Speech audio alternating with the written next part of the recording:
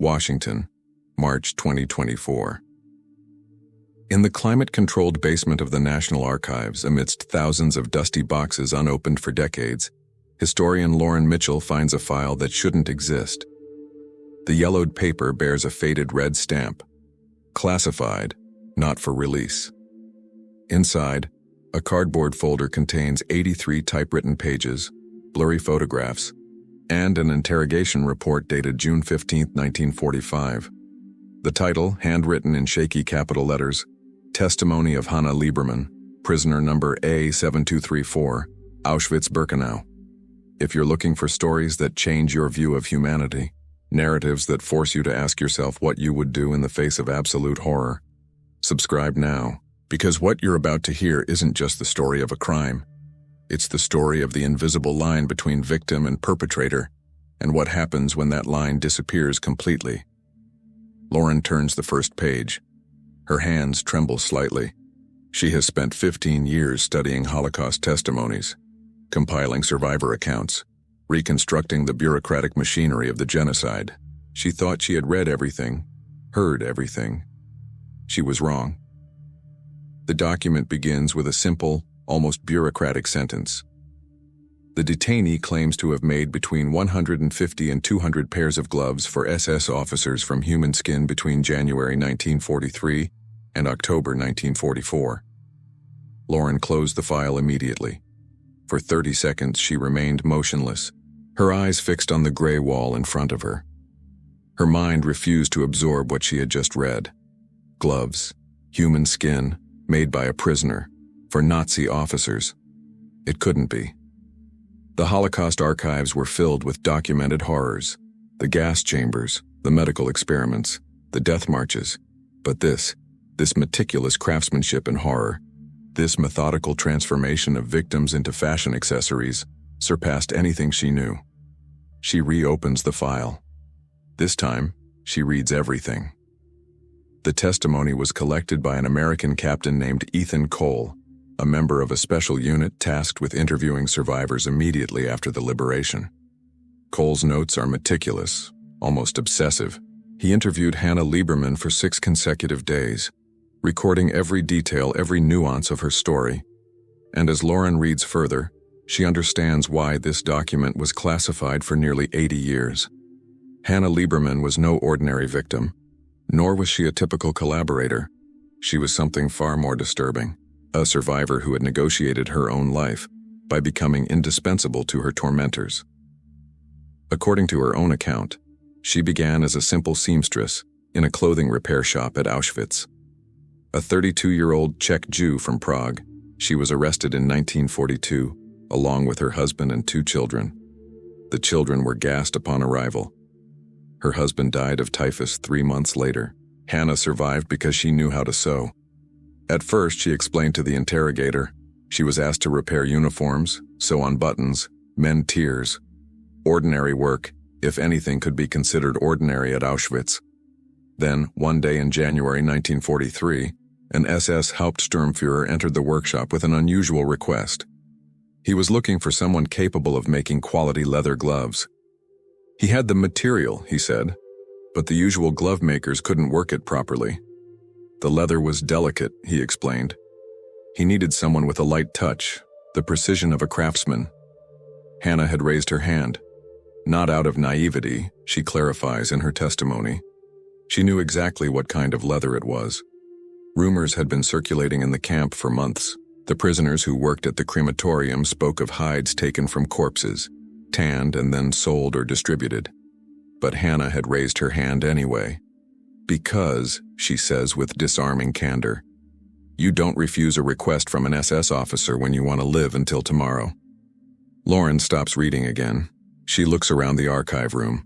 3 other researchers are working silently, bent over their own documents, unaware of what she holds in her hands. How can she explain this to the world? How can she tell this story without reducing Hanna to a monster or a pure victim? Because the document presents neither. It presents something far more complex and disturbing. A woman who made a choice, then another, then 100 more, until the sum of those choices transformed her into something she never imagined she would become. The testimony continues. Hannah describes how she made her first pair of gloves. The SS officer had brought her several pieces of already tanned leather, surprisingly soft, a light beige color with slight mottling. I didn't look at it for too long, she says. I focused on the technique. Cutting out the pattern, sewing the fingers, assembling the pieces, as if it were calfskin, lambskin, just leather. The gloves had been perfect. The SS officer returned 2 days later, beaming. Exactly what I was looking for, he said. He gave her an extra ration of bread and promised to come back with more material. Hannah ate the bread slowly, alone in a corner of the barracks, aware that each bite was paid for with something she didn't want to name, but she had eaten anyway, and when the SS officer returned, she made more gloves, then more still. In 6 months, she was making 3 to 4 pairs a week. Other officers had started placing orders.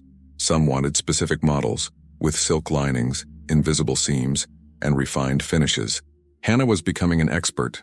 She was learning to select the best hides, to distinguish those that were easy to work with from those that cracked or tore.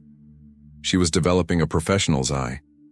And somewhere between the 10th and 20th pair, she had stopped questioning herself.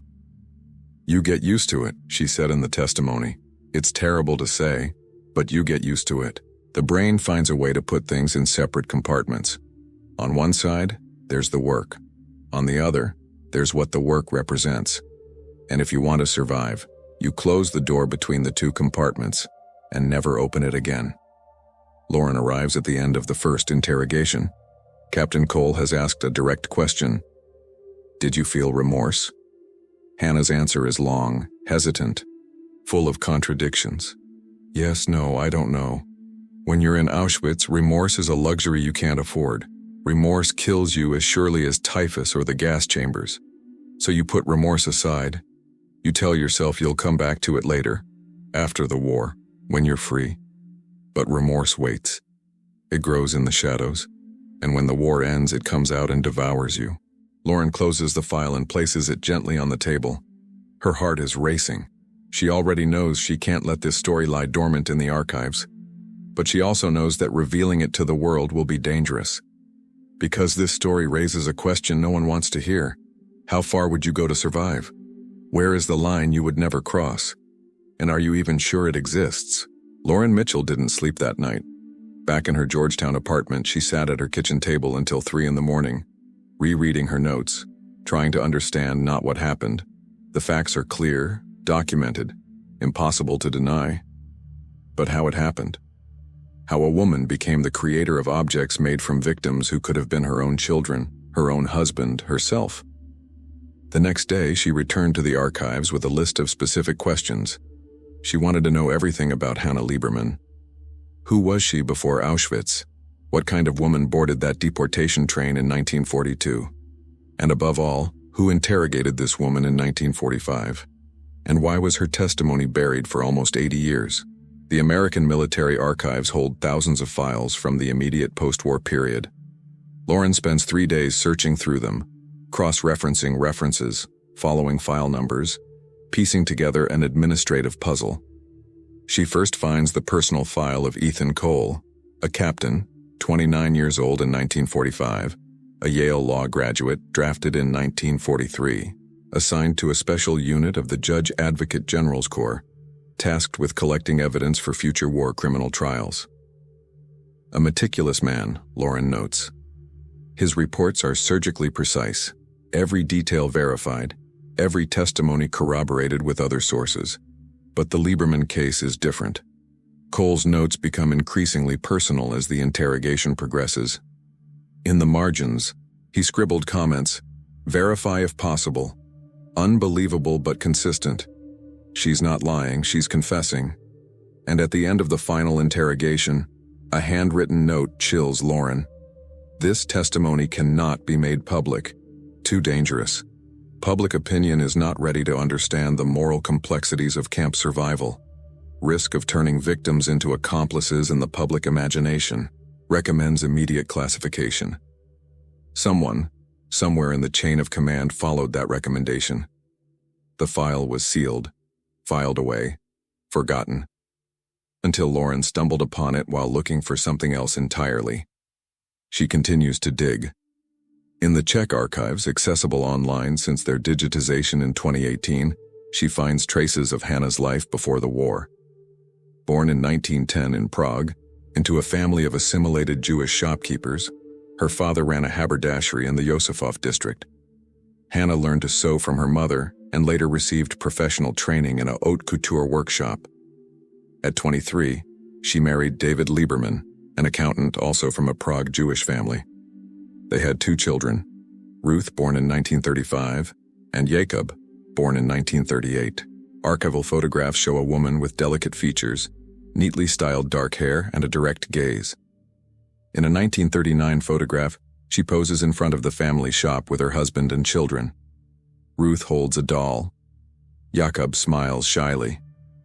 David has a protective arm around Hannah's shoulders. An ordinary family, happy, confident in the future despite the clouds gathering over Europe. By March 1942, this family no longer existed. The deportation records are clear. Hannah, David, Ruth, and Jakob Lieberman were deported on transport AAA from Prague to Auschwitz-Birkenau on March 28, 1942. They arrived on March 30th. The children were gassed immediately. David was given the prisoner number A7233. Hannah was given A7234. They were separated as soon as they got off the train. Lauren then finds something that helps her understand Hannah's first transformation.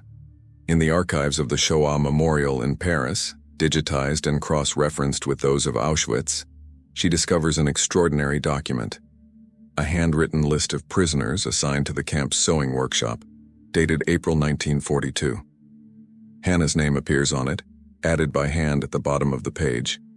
Next to it, a note in German. Exceptional skills, to be retained. That note saved her life. In the hell of Auschwitz, where the average life expectancy of a prisoner ranged from a few weeks to a few months, being useful meant breathing one more day. Hannah had become useful, and she had understood with terrifying clarity that her survival depended on her ability to remain useful. But the testimony she gave to Ethan Cole in 1945 reveals something darker. Hannah didn't just survive by sewing uniforms.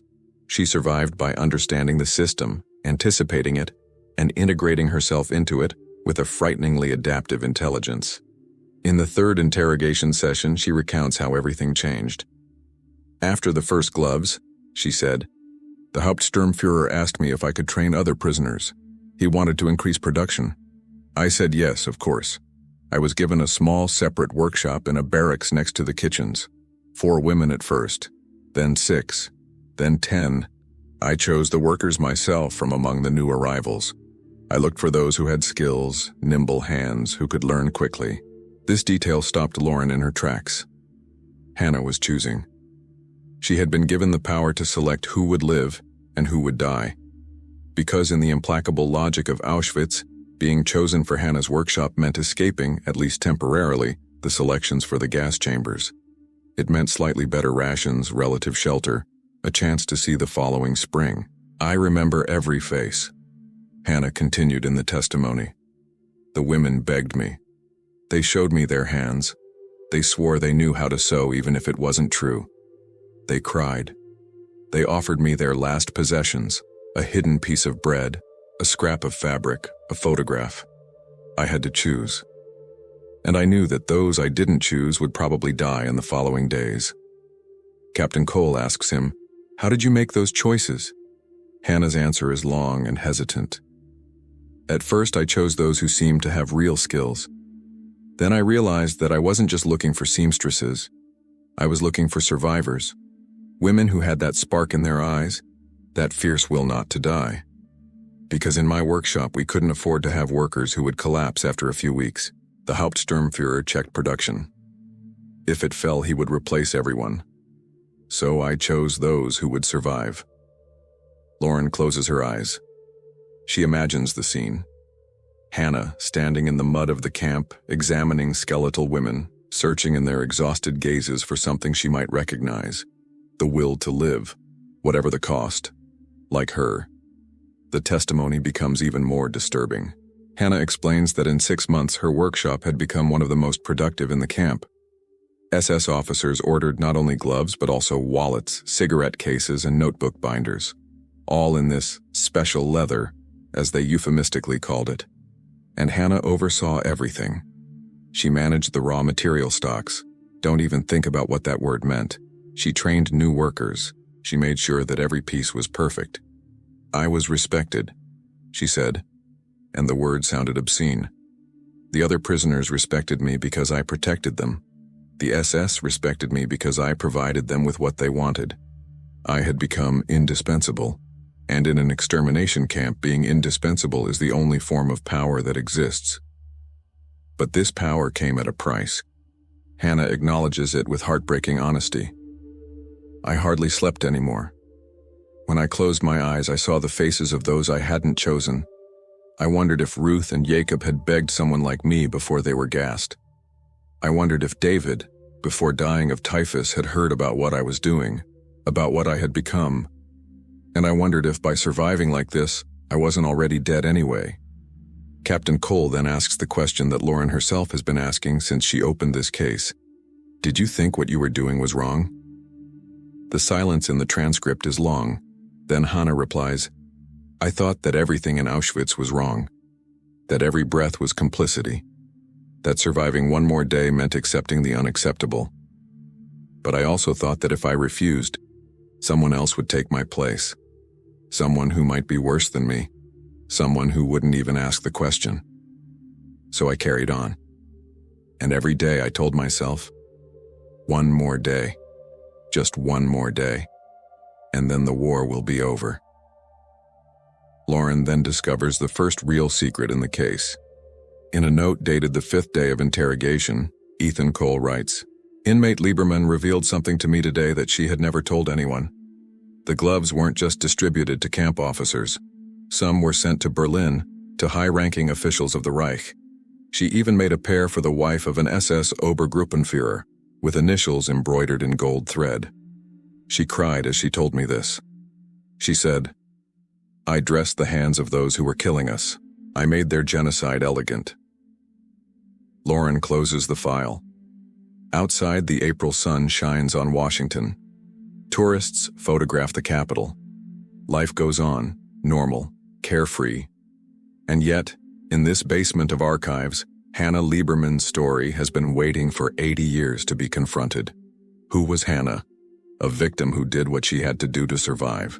A collaborator who betrayed her fellow human beings to save her own skin? Or something more complex, more human, and more terrifying? A woman who discovered that between dying a heroine and living a monster, there is a gray area where most of us would choose to live again and again until we no longer recognize our own reflection? Lauren Mitchell can't stop. She requests a sabbatical from her university, cancels her semester courses, and postpones the publication of her book. Her colleagues are worried. Her department head asks if everything is all right. She says yes, but it's a lie. Nothing is all right. Since she opened this file, she can't think of anything but Hannah Lieberman and the human skin gloves. She returns to the archives every day. This time, she's searching for the connections, the structures that allowed this system to function. Because one thing becomes clear as she delves deeper. Hannah wasn't an isolated anomaly, a unique case of moral compromise. She was a cog in a much larger machine. A machine that methodically transformed victims into accomplices in their own destruction. In the camp's administrative records, Lauren discovers an entire section dedicated to what they euphemistically called resource recovery. Bureaucratic documents written in cold, technical German detail how everything, absolutely everything, had to be salvaged, sorted, processed, and reused. The clothing of those gassed was cleaned and redistributed. Cut hair was woven into fabric. Gold from teeth was melted down. And skin, in some carefully selected cases, was tanned and made into leather. A document dated February 1943 mentions a specialized workshop headed by an SS Hauptsturmführer named Klaus Weimer. Lauren searches everywhere for this name. She finally finds it in the Nuremberg trials archives. Klaus Weimer, 34 years old in 1945, a graduate in industrial management, was assigned to Auschwitz in 1942 with the mission of optimizing the camp's production processes. A technocrat of genocide, a man who saw Auschwitz not as a place of horror, but as a logistical problem to be solved. The trial notes reveal that Weimer had developed a whole network of small clandestine workshops inside the camp.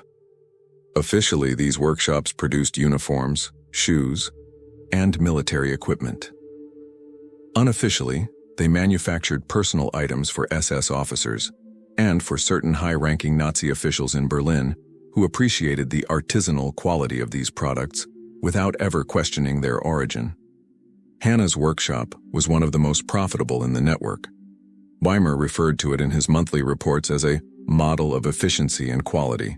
He noted that Hannah had an exceptional talent for personnel selection and production management, words that, taken out of the context of Auschwitz, could have appeared in the annual evaluation of an ordinary factory manager. But context, precisely, changes everything. Lauren then finds something that chills her. In a personal letter from Weimer to his wife, dated August 1943, he writes, "I have finally found a Jewish woman who understands the importance of a job well done. She runs her workshop with Prussian discipline. It is strange how some of them, when given a chance of survival, become more efficient than our own Germans. The fear of losing their privileges makes people extraordinarily productive." This sentence sums up the entire moral economy of Auschwitz. Create a hierarchy among the victims. Give some a little power, a little comfort, a little hope. And watch how this system perpetuates itself. How the victims themselves become the guardians of their own oppression, terrified at the thought of losing the crumbs they have been given. Hannah's testimony becomes darker from the fourth interrogation onward. She recounts how her workshop grew to employ 23 women at its peak in the summer of 1944.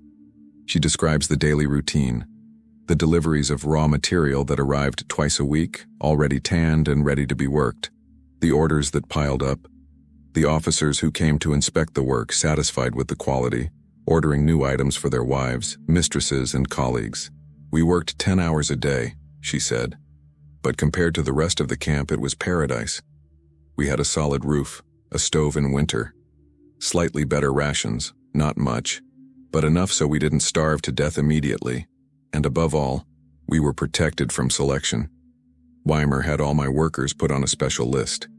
Essential skilled personnel, the document said. That list was our talisman, our shield against death. But this privilege had created something toxic. Hannah admits it with heartbreaking candor. The other prisoners hated us. They called us the favored ones, the collaborators, Weimer's creatures. They were right in a way. We were collaborating, we were perpetuating the system, but what else could we do? Refuse? Die to preserve our moral purity? In the camp, moral purity was a luxury that only the dead could afford. Lauren then discovers a detail that completely changes her understanding of the story. In the Weimer trial archives, she finds the testimony of another prisoner, Miriam Steinberg, who had worked in Hannah's studio from May to September 1944. Her account differs radically from Hannah's. According to Miriam, Hannah wasn't simply a survivor doing her best under impossible circumstances. She had become worse than some of the SS. Miriam recounts, "She would hit us if the work wasn't perfect. She would take away our rations if we didn't meet our quotas. She threatened to send us back to the main camp if we didn't produce enough, and she did. I saw 3 women sent back by Hannah because they weren't fast enough. 2 of them were gassed the following week." This testimony is included in the file Lauren found, but it appears in an appendix that Captain Cole added months after Hannah's initial interrogation. A note from Cole accompanies the document. "I sought out other witnesses. The accounts confirm that Lieberman wielded considerable authority over her workers, that she enforced strict discipline, and that several women were sent from her workshop to almost certain death. But these witnesses also confirm that without this discipline, the workshop would have been closed and all of them would have perished." An insoluble moral dilemma. Lauren spends days trying to reconcile these two versions. Is Hannah a victim doing what she can to survive and protect her workers? Or is she a cruel capo abusing the little power she's been given? The truth, Lauren understands, is probably both. In the concentration camp universe, these contradictions coexisted. Lives could be saved in the morning and destroyed in the afternoon. One could be victim and executioner in the same day, sometimes in the same hour. Hannah's own testimony acknowledges these contradictions. In the 5th interrogation session, she said, "Yes, I hit women. Yes, I fired incompetent workers. Because if I didn't, Weimer would close the workshop and we would all die. I learned that in hell, compassion kills, gentleness kills, kindness kills. To keep the workshop running, to protect my 23 women, I had to sacrifice the 24th if she endangered the others. That was the calculation. Save 23 by losing one, or lose all 24 out of sentimentality." This logic chills Lauren, because it's rational. Mathematically, morally, it's defensible. In a system where all options lead to death, choosing the option that kills the fewest people seems almost ethical. But it was precisely this logic that made the system work. By forcing victims to perform these impossible calculations, the Nazis turned everyone into an accomplice in the killing machine. Lauren then finds a document that reveals the true extent of Weimer's network, an inventory, dated October 1944, just before the camp's evacuation in the face of the Soviet advance. It lists all the special items produced in the various workshops of Auschwitz over a period of 18 months. The figures are staggering: 212 pairs of gloves, 78 wallets, 143 cigarette cases, 32 notebook binders, and 27 eyeglass cases, all made of special, superior quality leather. Next to each item, a destination: Berlin, Reichsführer's office; Munich, personal residence of; Vienna, gift for. Hannah's gloves didn't just adorn the hands of the SS at Auschwitz. They traveled throughout Nazi Europe, worn by men and women who never questioned the origin of this leather. So soft, so supple, so perfectly crafted. One name in this inventory makes Lauren stop. Birthday present for Frau Himmler, a pair of beige gloves with a gold monogram, made by the Liebermann workshop. The wife of Heinrich Himmler, the architect of the final solution, wore gloves made by Hannah from the skin of her husband's victims. The obscenity of this connection is beyond comprehension. But the most disturbing document Lauren discovers is a letter Hannah herself wrote in September 1944. It was never sent. Mail couldn't be sent from Auschwitz, but it was found among Hannah's belongings after liberation and added to the file. A letter addressed to her dead children, Ruth and Jakob. "My darlings," Hannah wrote, "I don't know if you can see me from where you are. I hope not. I hope the dead don't see what the living do to stay alive. Because if you could see me, you wouldn't recognize me. I've become something I don't even understand myself. I sew with my hands, but I can't feel them. I look at the faces around me, but I can't see them. I speak, I give orders, I work, but it's not me doing it all anymore, it's someone else. Someone who carries my name but is no longer your mom. I ask for your forgiveness. I ask you not to judge me. I just ask you to understand that surviving here requires killing the person you used to be. And sometimes I wonder if that survival is really worth it." Lauren weeps as she reads this letter. In her silent apartment 80 years later, she weeps for Hannah, for Ruth, for Jacob, for all those turned into leather, and for all those who had to sew that leather to avoid joining the first group. She weeps because she now understands that Hannah's story is not just the story of a crime. It is the story of what happens when an entire system is built to force victims to choose between their humanity and their lives. And the question that haunts Lauren, the question that keeps her awake at night, is no longer, how could Hannah have done that? The question has become, what would I have done in her place? Ethan Cole's file contains a section that Lauren initially ignored: the final months of Auschwitz, between October 1944 and liberation in January 1945. It is in these yellowed pages that she discovers how everything collapsed for Hannah Lieberman, how the fragile balance she had built over 2 years disintegrated in a few weeks, leaving her face to face with what she had truly become. In October 1944, the Red Army advanced rapidly westward. The Nazis began to panic. Auschwitz, this central cog in the extermination machine, had to erase its traces. Orders arrived from Berlin: destroy the evidence, evacuate the prisoners who were still useful, liquidate the others. This was the beginning of what history would call the death marches. Klaus Weimer received orders to close all the special workshops. Too compromising, too difficult to explain if the Allies discovered what was being manufactured there. On October 15th, he summoned Hannah to his office. She recounted this scene to Captain Cole with a precision that suggested she had replayed it 1,000 times in her mind. He was nervous, she said. For the first time since I'd known him, Weimer seemed human, vulnerable. He told me the workshop had to close immediately. All the stock had to be burned. All the workers would be transferred to other sections of the camp. He didn't look me in the eye when he said that. We both knew what transferred meant. Hannah begged. She offered to continue production in secret, to hide the workshop, to work at night. But Weimer refused. "It's over, Lieberman," he said. "You've been luckier than most. 2 years of survival in that camp is already a miracle. Don't ask me for another." The next day, the SS emptied the workshop. Everything was burned: the leather stocks, the patterns, the tools, the pieces in progress. 23 women watched as what had sustained them for months, sometimes years, went up in smoke. Some wept. Others remained silent, petrified by what they knew was coming. Hannah tried to negotiate for her workers.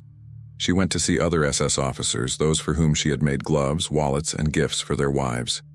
She reminded them of her work, her skill, her loyalty. Most looked away. Only one, an Obersturmführer named Fischer, told her the truth. "You don't understand, Lieberman. We can't leave any witnesses. No one must know what happened here. You and your workers know too much. You've seen too much. You've become dangerous." That sentence made Hannah realize she had never been protected. She had been used. And now that she was no longer useful, she had become a problem to be eliminated. All those concessions, all those compromises, all those sleepless nights when she had thought she was negotiating her survival, it had all been an illusion. The Nazis had led her to believe she had power, but she had never been anything more than a tool to be discarded when she was no longer needed.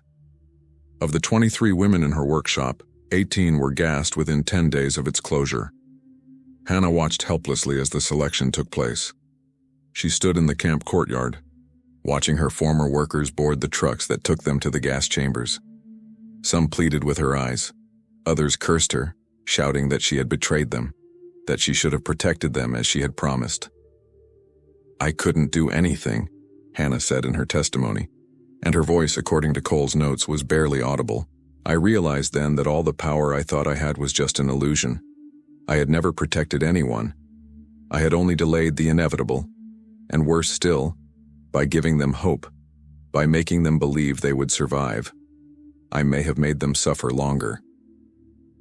The 5 remaining women, including Hannah, were transferred to a forced labor detail tasked with dismantling some of the camp's structures. It was grueling work in the November cold with minimal rations. Hannah, who had spent 2 years in the relative shelter of her workshop, suddenly found herself back in the camp's ordinary conditions: gnawing hunger, bone-penetrating cold, utter exhaustion, and the daily certainty of imminent death. She recounts that she lost 15 kilos in 6 weeks, that her hands, those skillful hands that had sewn so many perfect gloves, became covered in sores and frostbite, that she no longer recognized herself in the fragments of broken mirror sometimes found in the barracks. "I looked like the others now," she says, "like the real victims, like those I had judged, selected, sometimes rejected. I finally understood what they had endured while I sewed in safety. But the worst part wasn't the physical suffering. The worst part was the hatred of the other prisoners. In the barracks where Hannah was transferred, several women recognized her. They knew who she was, what she had done. They called her the Devil's Seamstress, the SS accomplice, the one who sewed with our dead. Some refused to speak to her. Others beat her when the guards weren't looking. One night, someone tried to strangle her while she slept. Another prisoner alerted the guards just in time. "I would have preferred to die that night," Hannah confided to Captain Cole, "because I realized something terrible. I had survived by becoming exactly what the Nazis wanted me to become. A cog in their machine, a victim oppressing other victims, a Jew turning dead Jews into objects for living Nazis. I was their greatest victory. Proof that they could break us so completely that we would do their dirty work ourselves." Lauren then discovers a document that adds another layer of tragedy to the story. In the camp's medical archives, she finds Hannah's file. In December 1944, she developed severe pneumonia. She should have died. Almost everyone who contracted pneumonia at Auschwitz did, but a prisoner doctor, Dr. Samuel Katz, secretly treated her, giving her medication stolen from the SS infirmary.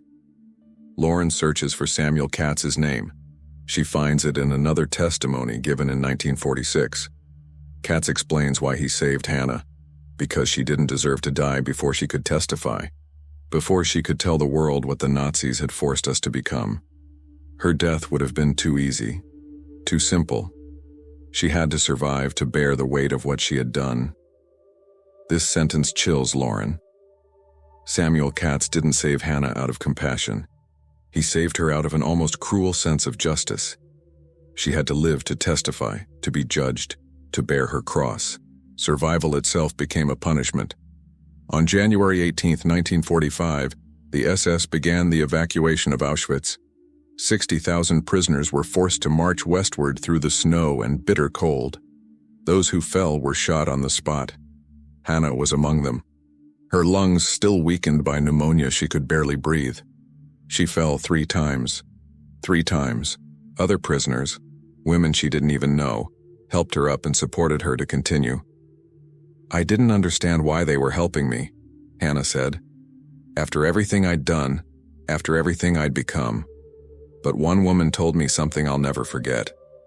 Because if we let you die now, the Nazis win.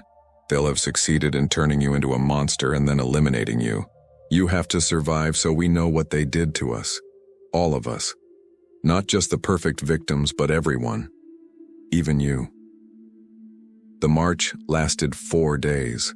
Of the 1,000 women who left Hannah's group, 300 arrived alive at the Ravensbrück camp. Hannah was among them, barely conscious, half-frozen, delirious with fever. She remained at Ravensbrück until its liberation by the Red Army on April 30, 1945. When the Soviet soldiers opened the camp gates, Hannah weighed 37 kilos. She couldn't walk on her own. She could barely speak, but she was alive. And that's where the hardest part of her story began, surviving her own survival. The weeks following liberation were a fog of malnutrition, disease, and emergency medical care. Hannah was transferred to a field hospital, then to a refugee center. It was there in May 1945 that she first met Captain Ethan Cole. He was searching for witnesses to document Nazi crimes. Someone had told him that a woman at the center had an unbelievable story. Cole sits down by Hannah's bedside. He explains that he wants to record her testimony, that she has the right to refuse, and that he'll understand if it's too difficult. Hannah looks at him for a long time. Then she says, "I'm going to tell you everything, but you're not going to believe me. Or worse, you're going to believe me, and you're going to hate me." Cole replies, "I'm not here to judge you. I'm here to understand." And Hannah begins to speak. She speaks for 6 days. She recounts everything: the gloves, the workshop, the power she was given, the impossible choices, the women she hit, those she sent to their deaths, the daily compromises that transformed her into something she no longer recognizes. She doesn't justify herself. She doesn't ask for forgiveness. She simply testifies, letting the facts speak for themselves. At the end of the final interrogation, Cole asks him, "What do you want to happen to this testimony?" Hannah replies, "I want people to know. Not to be forgiven. I cannot be forgiven. But so that people understand what the Nazis really did. They didn't just kill us. They forced us to participate in our own destruction. They turned us into monsters before they eliminated us. And the world needs to know this, because as long as people believe that the victims were all pure and the executioners all Nazis, they will never understand what really happened. But the world precisely was not ready to hear this truth. Ethan Cole understood this immediately. Lauren Mitchell now has all the evidence in front of her. Her desk is covered with hundreds of photocopied pages, blurry photographs, Nazi administrative documents, conflicting testimonies, and personal letters. At the heart of it all, the story of Hannah Lieberman and Ethan Cole's decision to make her disappear. What she discovers in the final pages of the file disturbs her more than anything else, because she now understands that this story wasn't buried by chance or administrative negligence. It was deliberately suppressed, hidden, sealed away. And the reasons for this concealment reveal something deeply disturbing about how post-war America wanted to understand the Holocaust. Captain Ethan Cole had finished his interrogation of Hannah in May 1945. He had spent weeks verifying every detail, interviewing other witnesses, cross-referencing sources. Everything matched up. Hannah's story was true, documented, irrefutable. Cole then wrote his final report, 83 pages of surgical precision, and sent it to his superiors with a clear recommendation. This testimony should be presented at the Nuremberg trials. But the reply he received was in a letter dated July 12, 1945, signed by a colonel in the Judge Advocate General's Corps whose name had been redacted. It took Lauren 3 days to find an uncensored copy of this letter in another archive. The name revealed was that of Colonel Richard Brennan, a Boston lawyer turned military officer, tasked with overseeing the collection of evidence for trials. Brennan's letter is chillingly bureaucratic. Captain Cole, your report concerning the detainee Lieberman has been carefully reviewed. Although the facts appear to be verified, we believe this testimony is inappropriate for inclusion in the current legal proceedings. The reasons are numerous but can be summarized as follows. This testimony risks blurring the necessary moral distinction between victims and perpetrators, creating confusion in public opinion, and providing ammunition to future Holocaust deniers or revisionists. Lieberman's account, while factually accurate, could be interpreted as suggesting the willing complicity of Jewish victims in their own extermination. This interpretation would be not only false, but dangerous. Therefore, I recommend the immediate classification of this case for a minimum of 75 years. Lauren reread the letter 3 times. She understood the logic. In 1945, as the world discovered the scale of the Holocaust, America wanted a clear, understandable, morally unambiguous narrative. The Nazis were the villains. The Jews were the innocent victims. This simplicity was necessary to justify the war, to mobilize public opinion, to legitimize the trials. A story like Hannah's complicated this narrative. It revealed the gray area, the moral complexity, the ways in which the victims themselves were sometimes forced to participate in the system. And this truth, Colonel Brennan judged, was too dangerous to reveal. But Ethan Cole didn't see it that way. Lauren found a series of letters in which Cole argued, insisted, and protested. "It is not for us to decide what truth the public can hear," he wrote in a letter dated July 20, 1945. "If we censor the testimonies that make us uncomfortable, we are no better than those we judge." Hannah Lieberman's story is precisely the one that must be told, because it shows the true nature of Nazi evil. Not just killing, but corrupting, forcing victims to become accomplices, destroying humanity before destroying bodies. Brennan's response was scathing. "Captain Cole, you're an excellent investigator but a naive public relations expert. The American public doesn't want nuance. It wants heroes and villains. If we present this story, the headlines will be, 'Jewish woman made gloves for the Nazis.' The context doesn't matter, the constraints don't matter. The public will only remember that one sentence. And 50 years later, Holocaust deniers will use it to say, 'You see, the Jews collaborated, it wasn't so bad.' Do you want to bear that responsibility?" Cole refused to give up. He asked to meet Brennan in person. The meeting took place on August 3, 1945 in Nuremberg, in a requisitioned office in the Palace of Justice. Lauren found the account of this conversation in Cole's personal notes, kept in a separate box, which were deposited in the archives after his death in 1987. I told Brennan that concealing the truth was a betrayal of the victims, Cole wrote. He replied that revealing that truth would be an even worse betrayal because it would be misunderstood, misused, distorted. He asked me, "Do you prefer a perfect truth that no one will understand, or a simplified truth that will at least allow the real culprits to be convicted?" I replied that it wasn't up to us to decide. He said that it was, in fact, precisely our role as JAG officers to decide which evidence served justice and which did not. The confrontation lasted 3 hours. Cole threatened to resign, to make the file public by other means, and to testify himself about the censorship. Brennan then played his last card. He brought Hannah Lieberman herself in. This detail astounded Lauren. Hannah was in Nuremberg in August 1945. She was living in a Jewish refugee center a few kilometers from the Palace of Justice. Brennan had her summoned and asked her a direct question. "Ms. Lieberman, if this testimony is made public now, newspapers all over the world will be talking about you. They will call you the seamstress of Auschwitz who made gloves out of human skin. Some will call you a monster. Others will defend you. Your story will be simplified, distorted, used in every possible way. Are you prepared to carry this burden for the rest of your life?" Hannah's response, according to Cole's notes, was, "I already carry that burden. Whether the world knows or not makes no difference to me. But if my story can help people understand what the Nazis really did, not just kill us, but turn us into tools of our own destruction, then yes, I want it told."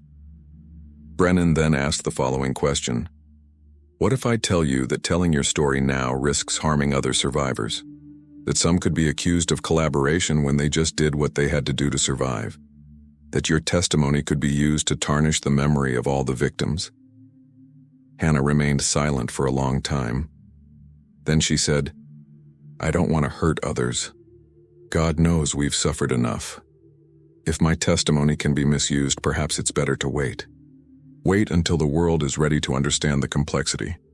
Wait until enough time has passed so that the truth can be seen without being used as a weapon." This response sealed the fate of the case. Defeated, Cole accepted the classification, but he added a clause. The file would not be destroyed. It would be sealed, but preserved. "For the day the world is ready," he wrote in a final note. That day, Lauren thinks, has now arrived. Or maybe not, because in the very last pages of the file she discovers something that forces her to question her entire decision to reveal this story. There is a letter that Hannah wrote to Ethan Cole in 1946, a year after the case was closed. She was living in Palestine at the time, having emigrated with a group of survivors. She had changed her name, started a new life under a new identity, and she was writing to Cole to thank him for agreeing to keep her testimony secret. "You were right to seal it," she wrote, "because I've seen how people look at survivors who tell complicated stories. They don't want to hear about gray areas, impossible choices, necessary compromises. They want perfect victims or absolute traitors, and when you present them with something in between, they become confused, then angry. I've heard survivors accuse other survivors of collaborating. I've seen families torn apart over these issues. The trauma of the Holocaust is already heavy enough. Adding survivor guilt on top of that would be unbearable for many. So yes, perhaps some truths have to wait. Perhaps some stories should only be told when no one can be hurt by them anymore." Lauren closes the file. It's past midnight. In her quiet apartment, she wonders if she has the right to reveal this story. Hannah herself asked that it remain hidden. Ethan Cole, despite his initial protests, eventually agreed to the classification. They both thought they were protecting something, the other survivors' collective memory, the possibility of simple and understandable justice.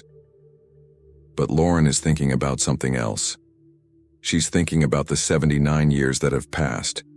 She's thinking about the fact that almost all the survivors are now dead, that the eyewitnesses are gone.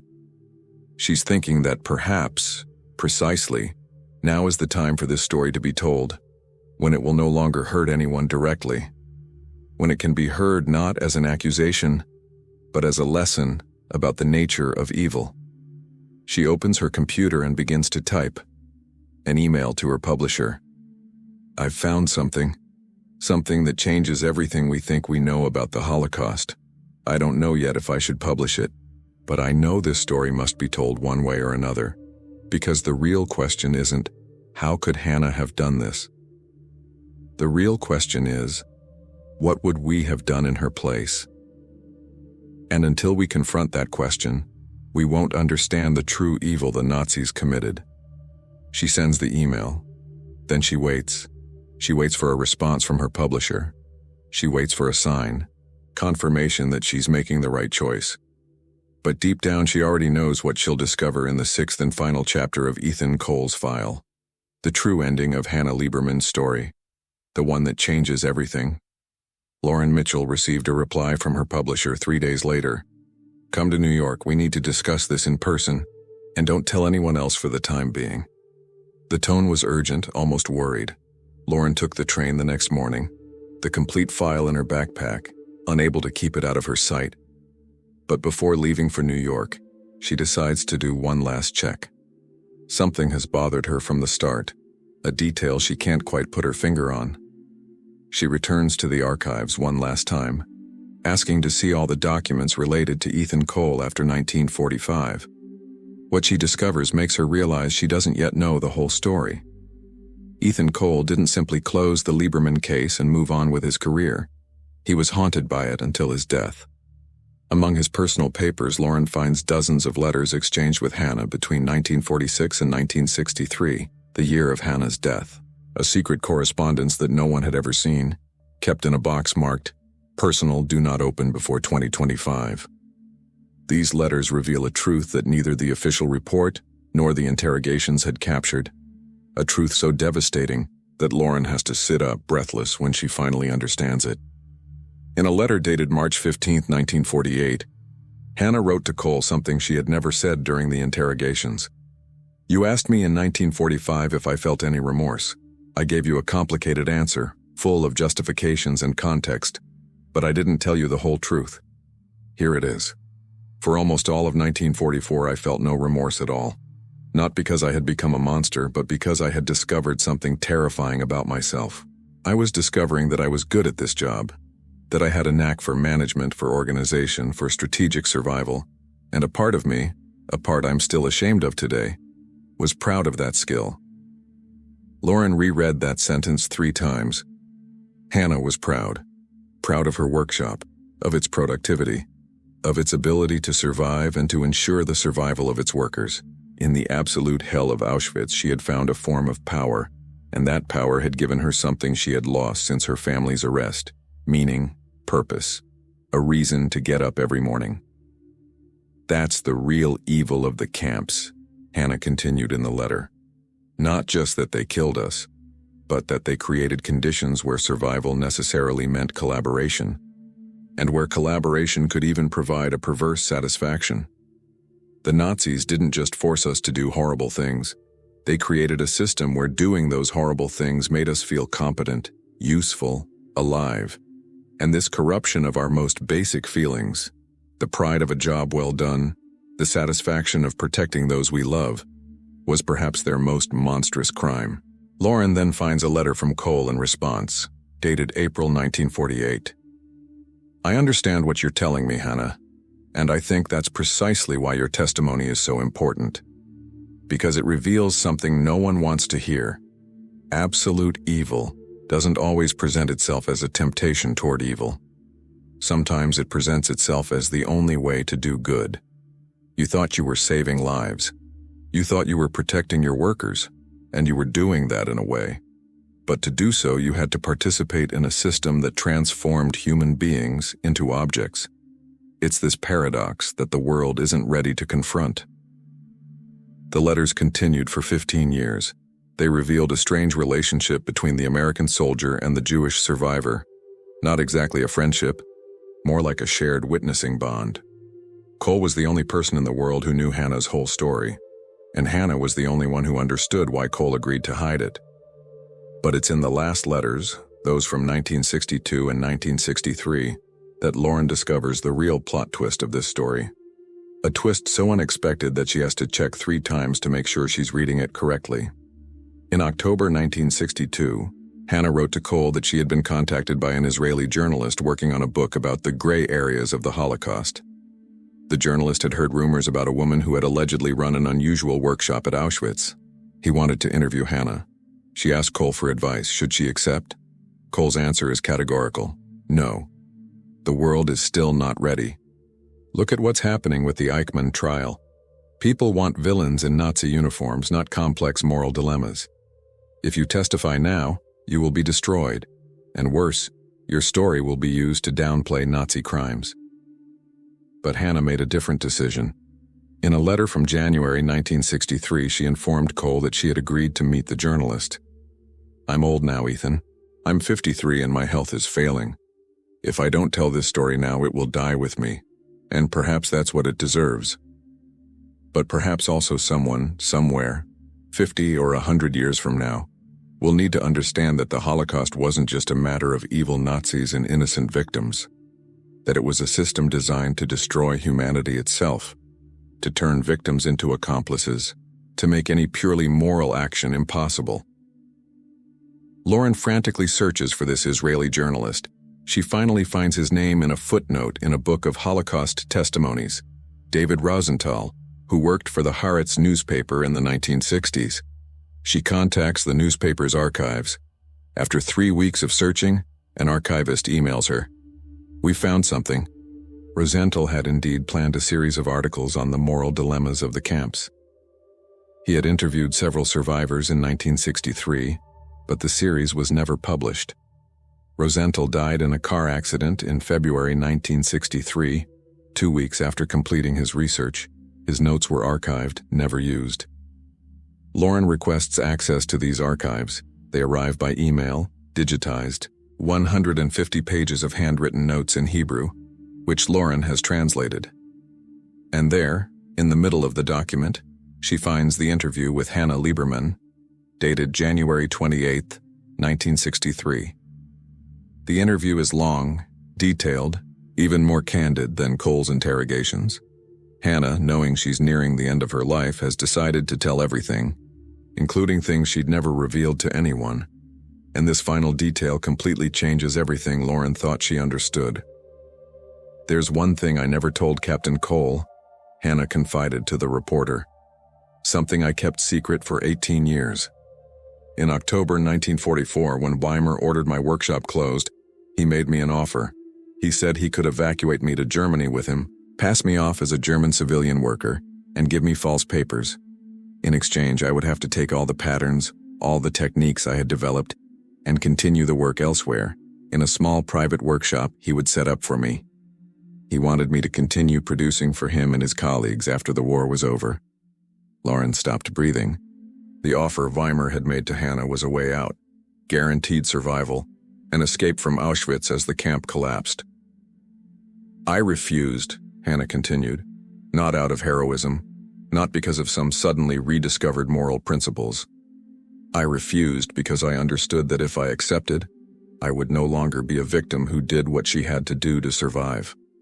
I would have become a true collaborator, by choice. As long as I was in the camp, I could tell myself that I had no choice. But if I left voluntarily with an SS officer, if I continued this work outside the camp, I would never be able to look at myself in the mirror again. This refusal saved Hannah's soul, but it also condemned her to the death march to pneumonia to Ravensbrück. Had she accepted, she would have survived comfortably.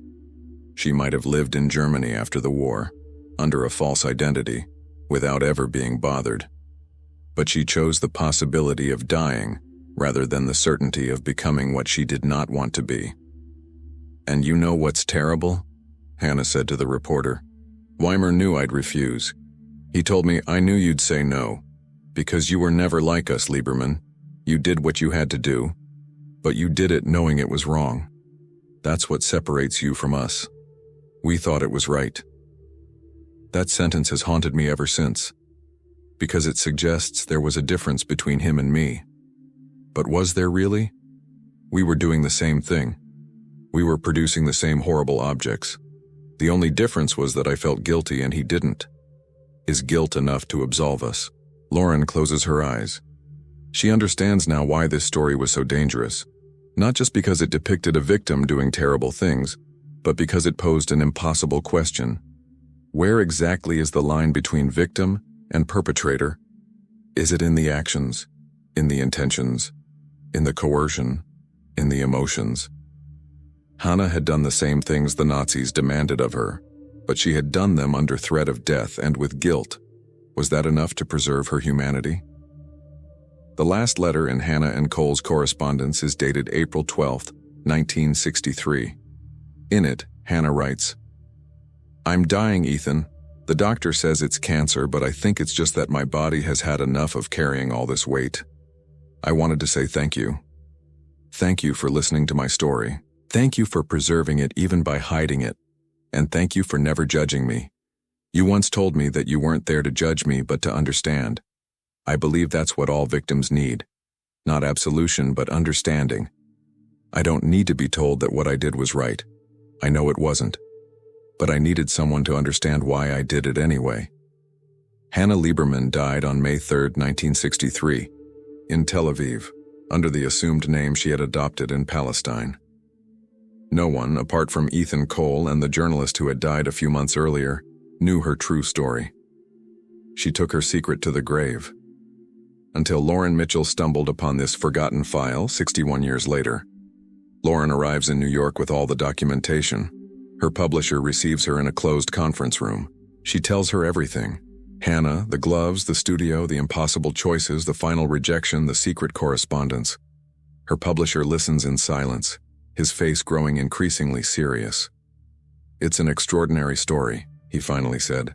"But do you understand what will happen if we publish it? The debates, the controversies, the accusations.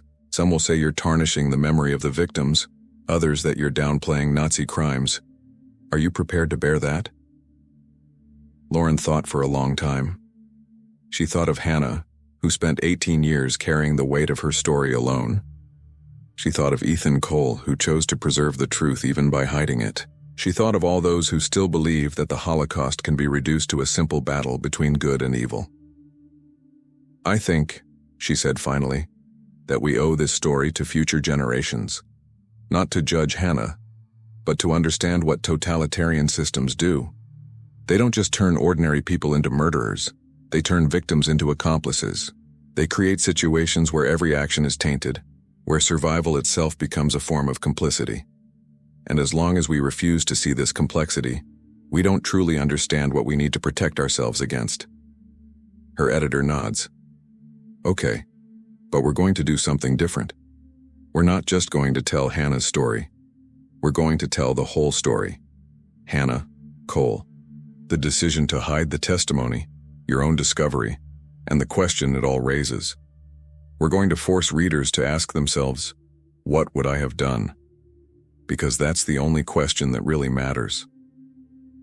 6 months later, Lauren's book was published. Its title, The Seamstress of Auschwitz, A Story of Survival, Complicity, and the Gray Area of the Holocaust.